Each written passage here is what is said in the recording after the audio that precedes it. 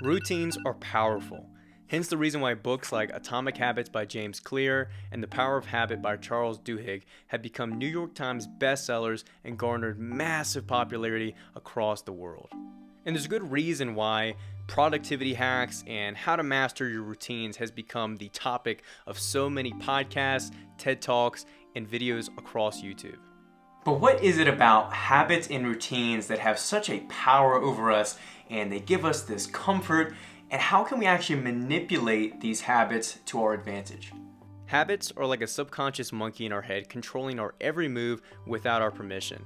They sneak right past any active cognition or reasoning and make most of us feel like we're at the whim of our desires, completely unable to break the spell.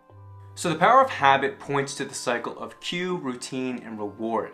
So some kind of stimulus triggers us and signals to us that we need to make an action, whether that be an emotion, an appetite, or some kind of desire. And then subconsciously, we follow a routine like making coffee every morning. After completing the routine, we get a reward of satisfying that desire and getting a dopamine release that makes us more inclined to repeat the action in the future.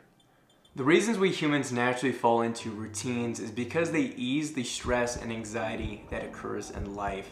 They give us this false sense of security and certainty because we know what to expect and when to expect it. Now the question is, how can we actually alter these routines and habits? In Atomic Habits, James Clear points to 4 laws of behavior change. The first one being, make it obvious. This involves making fewer steps between you and the behavior you're trying to achieve. For example, I've been taking turmeric pills to see how they'd help with reducing my inflammation, and often I'd forget to take them. So to make it more obvious, I started setting the bottle by my morning oatmeal so I'd remember to take it. The second law is to make it attractive, and this involves playing on that dopamine release and trying to make the behavior as enjoyable as possible. So if you're trying to eat more healthy foods, it would serve you better to make the healthy food as tasty as possible so that you enjoy this change. Law number 3 is to make it easy, and this again ties back to that concept of eliminating the steps between you and the behavior itself. So if you're trying to add a workout regimen into your routine, you want to choose a time that's very convenient for you so you're more likely to do it.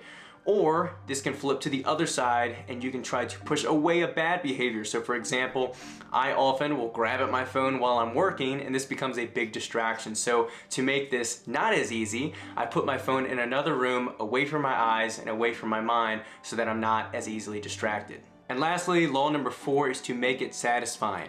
And this connects to that Pavlovian psychology of immediately rewarding good behaviors and punishing bad behaviors. Over time, as you follow these laws of behavior change, you can start to establish better habits and then build upon those from there. My favorite way to leverage routines for productivity is habit stacking. This is where you take a routine that you already perform without issue and then add a new habit that you've been struggling to adopt onto that routine. For example, for years, I've tried to read consistently and every single time I'd fall short. I'd watch Netflix instead of read at night, I'd fail to make time for it, or I'd skip a few days and then fall off the wagon. This past year though, I tried something different. I took my morning routine of brewing and drinking coffee, which I happen to love, and then I added an hour of reading to that. This was a game changer and allowed me to tie a difficult habit to an enjoyable one. Now every single morning, without fail, I read for about an hour while I drink my delicious coffee.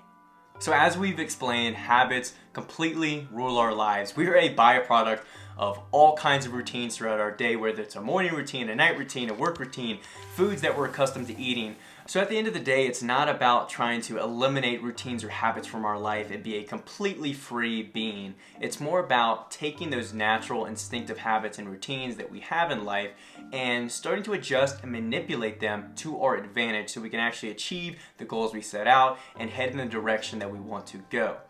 So if you guys enjoyed this video, be sure to subscribe and like the video. If you enjoyed it, share it with a friend, and let me know in the comments below if you have a habit you're struggling with, and hopefully this video can help, and I will catch you guys in the next one.